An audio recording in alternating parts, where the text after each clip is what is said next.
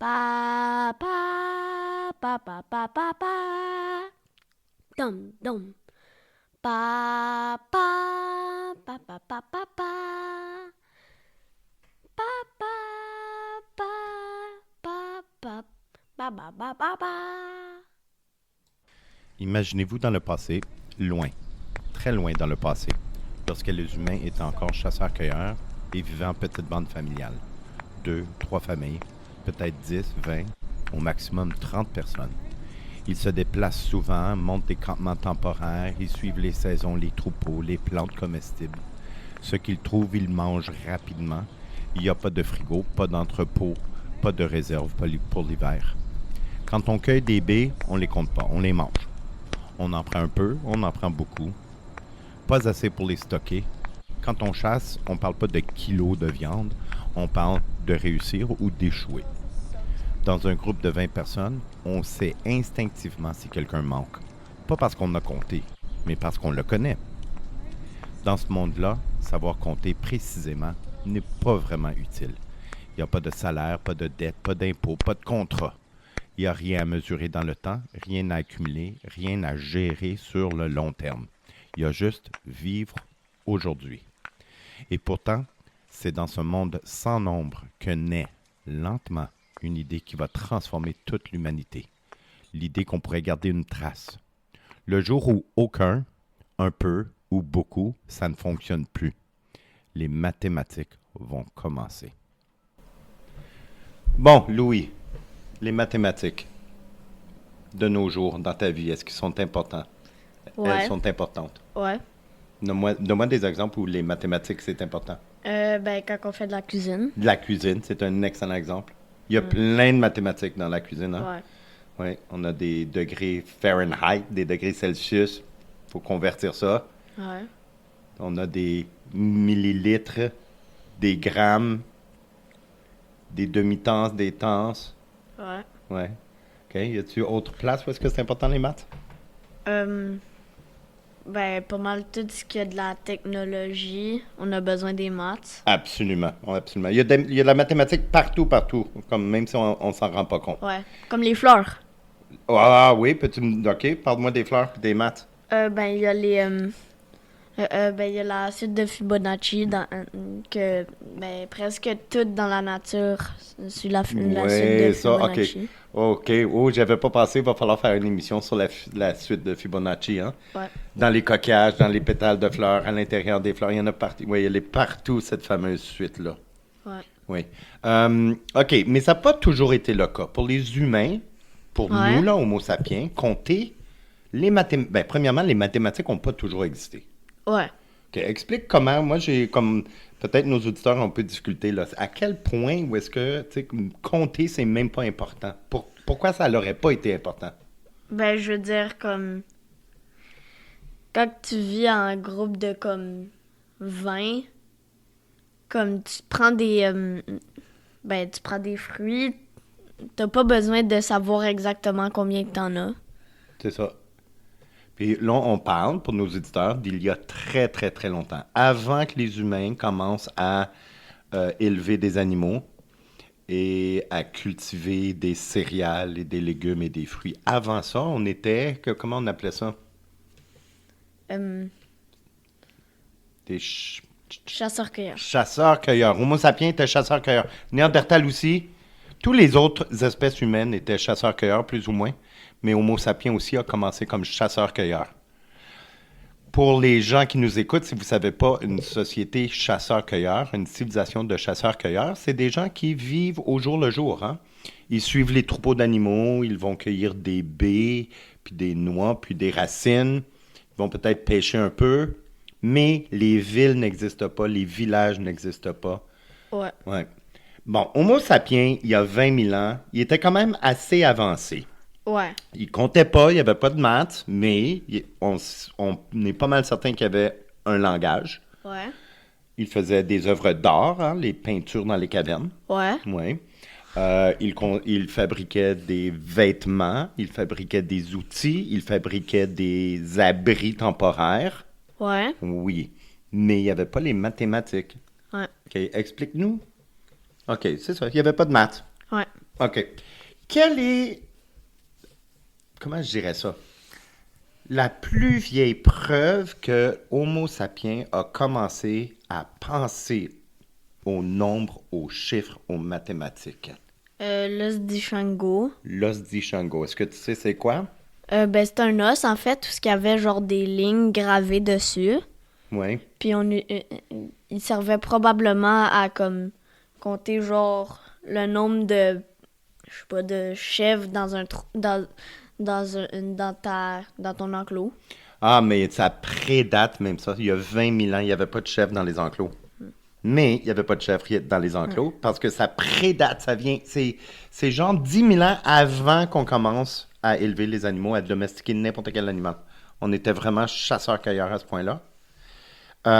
Mais ils pouvaient compter le nombre d'animaux dans un troupeau sauvage, par exemple, les gazelles, Ouais. par exemple. Ouais.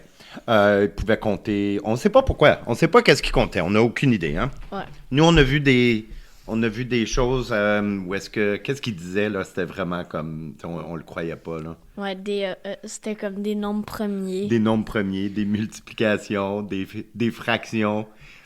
OK. L'os d'Ishango, il date d'il y a 20 000 ans dans le passé. 20 000 ans, Ishango, c'est un lac au Congo.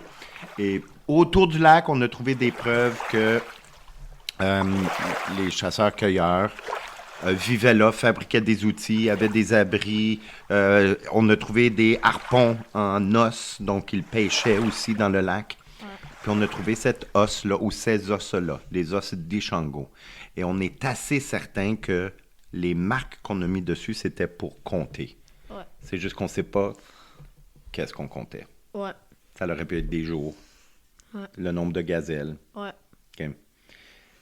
Pourquoi ça devient important tout d'un coup de compter, par exemple? Pourquoi avant ça, pourquoi on ne comptait pas? Ben, je pense que tu l'as dit pourquoi on ne comptait pas. Pourquoi ça pourrait devenir tout d'un coup important?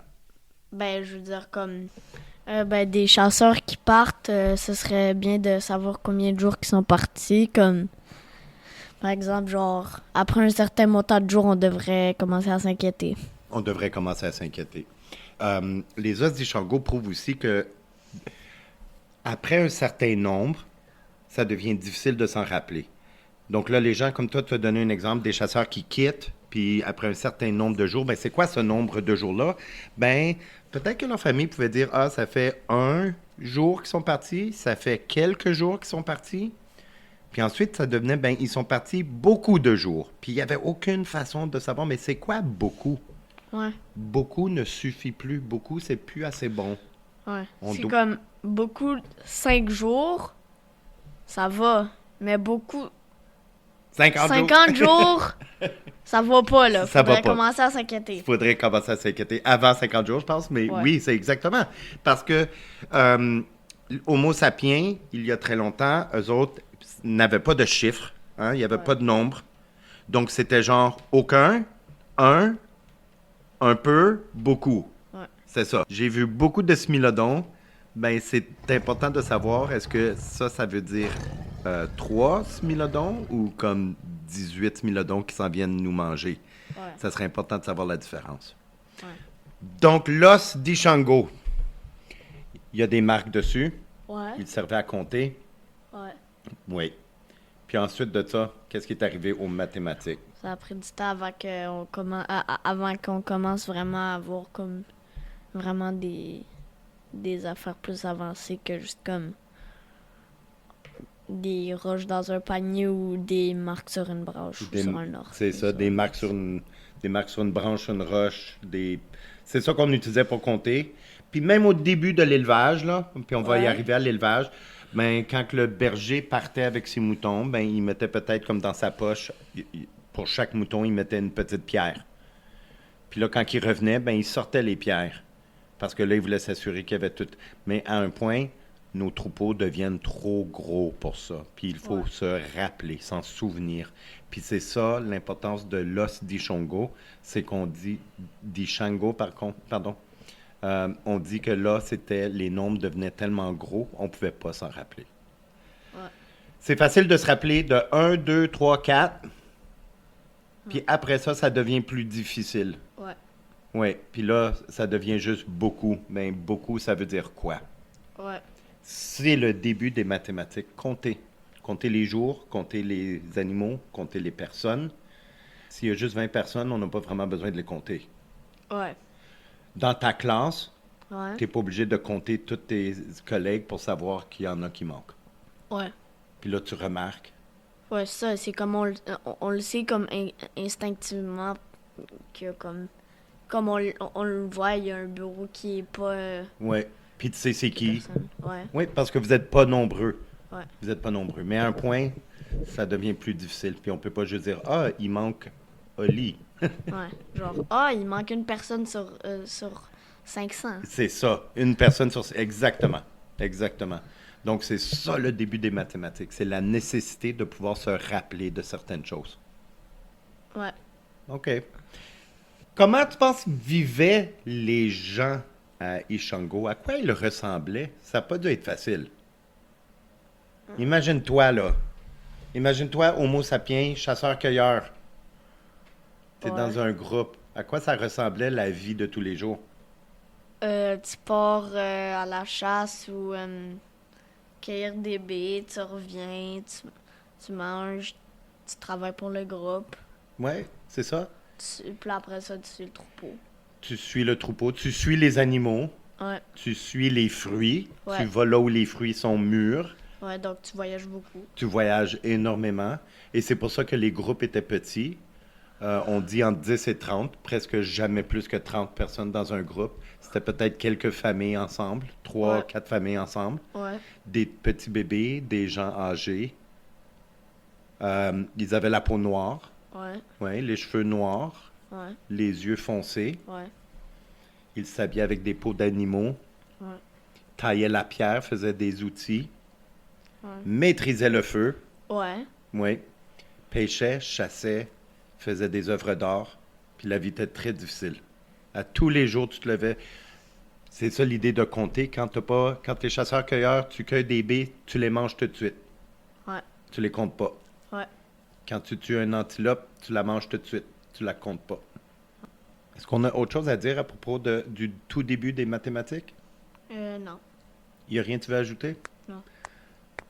On va faire un gros saut dans le temps pour notre prochain épisode, OK? OK. Là, on part de 20 000 ans dans le passé, Ouais. puis on va aller à peut-être autour de 5 à 3 000 ans dans le passé. On va parler des Babyloniens puis des Égyptiens, parce que c'est vraiment là qu'on a vraiment commencé à écrire des chiffres puis à leur Ouais. donner des noms. Ouais. OK.